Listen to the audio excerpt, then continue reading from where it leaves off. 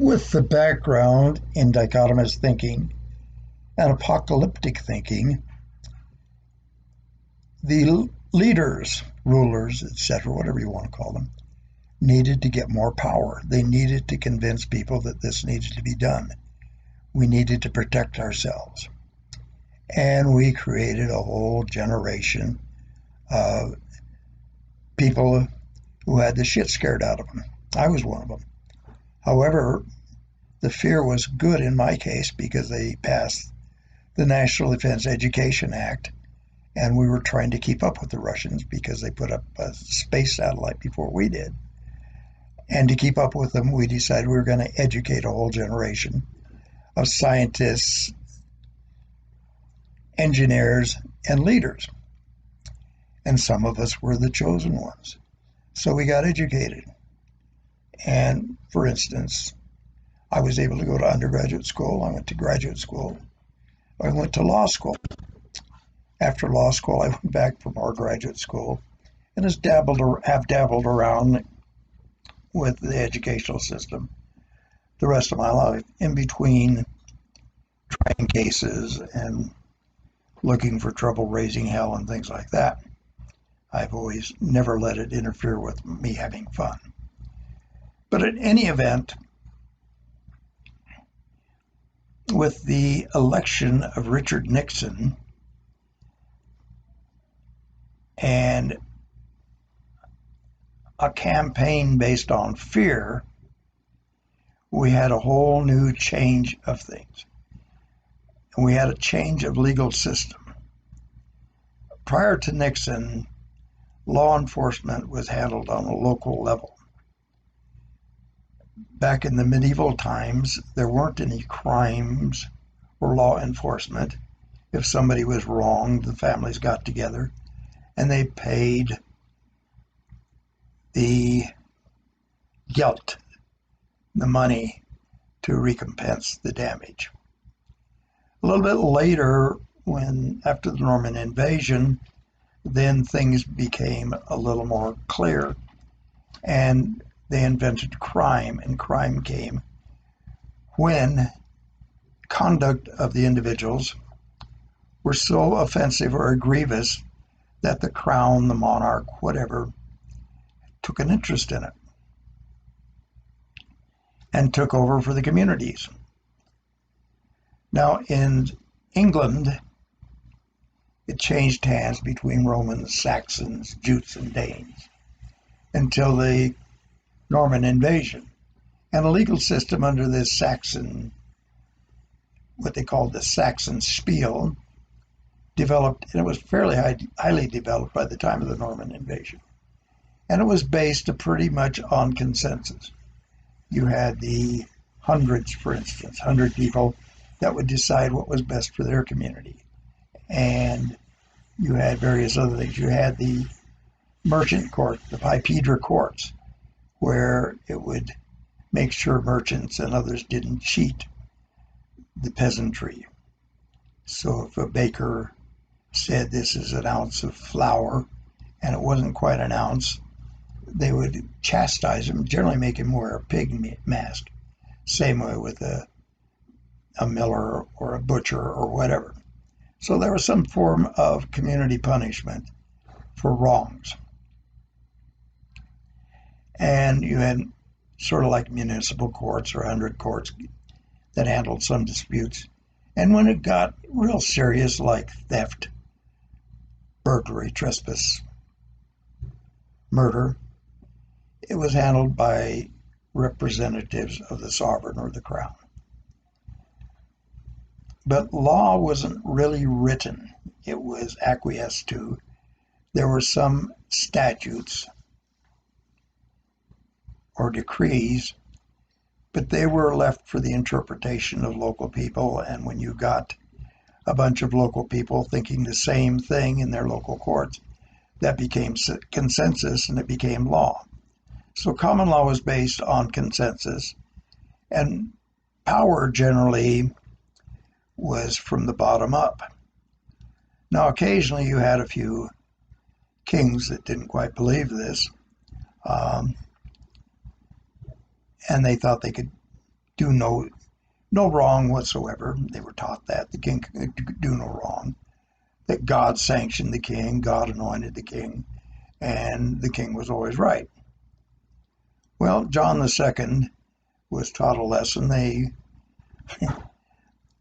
got him on a field in Runnymede, England, held him at sword point and said, "Sign here." And what that document was the Magna Carta, which guaranteed certain rights. It wasn't for all of the Englishmen, but at least for the freemen. The serfs were sort of exempted. But it was a consensus document of all the people that were in charge of things in England. Said, this is what we want in order to continue this, that, or the other, pay our taxes and support you. And if you don't agree to it, we aren't going to support you. And if we catch you, we'll probably chop off your head. That was kind of the remedy back then. So you had a bunch of bloody battles back and forth over rights of the barons, earls, viscounts, baronets, etc., and landholders. And later on, that became the rights of the British subjects. But the law was always a matter of precedent, and it was a consensus thing. So if there was a dispute, they would take all of the factors in to determine how the case should be handled. And the case was based upon how prior cases were handled within certain rules like presumption of innocence, right to confront witnesses, evidence, testimonial and real evidence, replacing trial by combat. And it sort of evolved, but mainly it had its legitimacy because it was accepted by everyone. Well, on the continent, you had a different system developed. It was ecclesiastical, developed by the church for 1,000 or so years. And as Christianity spread, the Christian law spread, and it was essentially based upon the laws of Rome, because Rome was the founder, so to speak, of the Christian Empire, which left from Rome to Vienna much later. But it was called the Holy Roman Empire, and the Holy Roman Empire was based on the Roman law, and the Roman law was the law of conquest. So you go grab a few Visigoths and grab their territory. Visigoths now are ruled by Rome. Same way with the Goths. Same way with the Hebrews. Same way with a lot of various tribes or small nations. And what did the Romans care about? They didn't really care about how the tribes were governed as long as they got their slaves and taxes. So you had these indigenous legal systems developing during this time, but they were still based upon decree. And it was based upon a code, and that code was written and passed by the Romans. And certain things were spelled out. There were certain estates, they called them, which was classes of people, and they had certain rights, duties, and obligations. The common law was real similar, except for the fact that you didn't have power from the top down, you had power from the bottom up. So as Magna Carta taught us, you couldn't really reign or rule over people absolutely and in a totalitarian way without them rebelling. And if they're going to rebel, you got to have a really big army to put it down. Rome had the big army. England really didn't. They sent crusaders out, which probably took away a lot of the sovereign's power to enforce his will.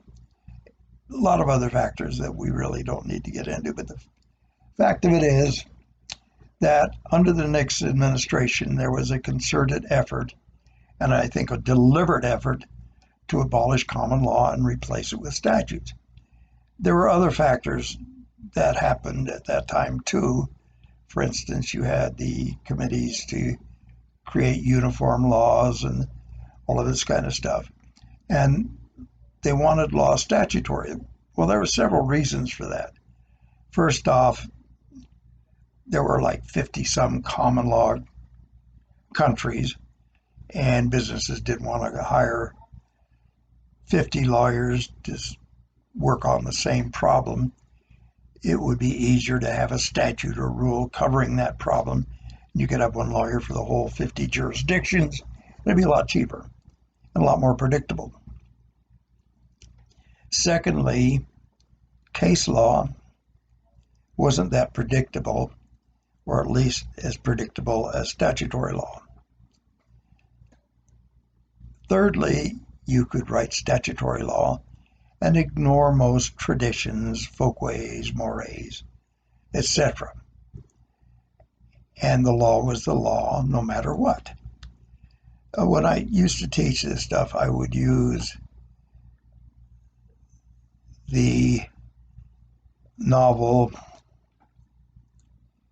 or French story Les Miserables by Victor Hugo. And I think that's probably the best example of the differences between the Roman or Napoleonic Code and that of the common law. And there's basically in Europe only two systems, the Napoleonic Code or the Roman Code and the common law system. Roman law or Napoleonic Code is pretty much prevalent in most of Europe except for the common law countries. And in fact,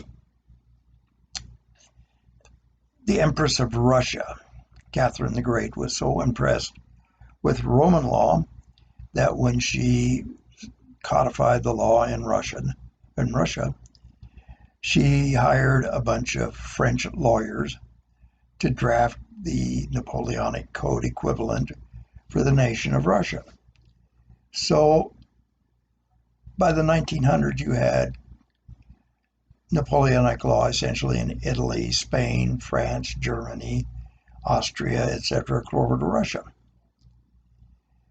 Now, when you look at what happened in Europe, we'll just start after World War I, as things started up to World War II. You had monarchy sort of dissolving, but you had other forms of government. So like in Germany, you went to sort of republic form of government when they got rid of the Kaiser. This was happening pretty much all over. The radical change of the French Revolution, for instance. But by the 30s, you had this whole idea of efficiency taking over. We need to be efficient. We need to save money. We need to streamline our laws, and streamline the way people react and the way the laws are enforced. So fascism, National Socialism, started evolving. And that was able to come about because you had the Napoleonic Code where you had power from the top down. So whoever had the power and had the armies to impose their will upon the people got their way. So one reason that England didn't develop fascism or Nazism or whatever is the fact they had a common law system and the consensus couldn't be built to do so. Then people will say, well, what about Russia? Well, what about Russia? Remember, Russia adopted the Napoleonic Code, and that was from the top down. So when you had the Bolshevik Revolution, they changed personnel. They whacked a few of the ruling family, tried to abolish them, which scared the hell out of the ruling families of the rest of Europe. But they still had the Napoleonic Code that the Empress put in. So the power structure was the same. You just changed the players. The same thing happened after the French Revolution. As long as you got the system defines the conduct, and the system defines what happens, how the thing is administered. So you don't have commonality. You get somebody, Robespierre or whatever, and he says, well, this is the way it's got to work, so we can make it work. The same thing happens, when you get a Mussolini, a Franco, or a Hitler. They get their power, they get their strength, they get their armies, they get their brown shirts or whatever, and they get to enforce their decrees because they have the power behind them. Well, you couldn't do that in the British colonies because it really couldn't occur because you needed consensus to do that. So, if you want to have law and order, and if you want to take over from the states on law enforcement, you have to be able to enforce your decree and enforce your law. And at that point, the Nixon administration decided the only way they could really take over the law enforcement function and be able to control the political thought and the actions of the public was to implement Napoleonic Code and replace common law wherever possible. And that's what we're seeing. So we've had a half century of that almost. And we've been trained under Napoleonic Code, statutory law. We've had dichotomous thinking, and we've had an indoctrination into apocalyptic thinking. Now, until we think through these and deconstruct all of this, we're not going to have significant change. It's going to be just like Russia after the Bolshevik Revolution. The power people that took over from the revolution kept power. The Bolsheviks took over from the Mensheviks, and the Stalinists took over from the Bolsheviks. But they worked within the system that was made following Napoleonic law. And that's what we're trying to do in this country. And Napoleonic law is pretty good because if you're a ruler, that is, because you can make a decree and you can expect everybody to obey it. And if they don't obey it, off with their heads, as the Red Queen would say. So we're going to stop now for a while so we can digest things and also so I can think about my next talk. Thank you for listening. Thank you for watching. And I really would like some comment on this. Am I boring the shit out of you? Are you interested in the topic? Does it really matter where we're going?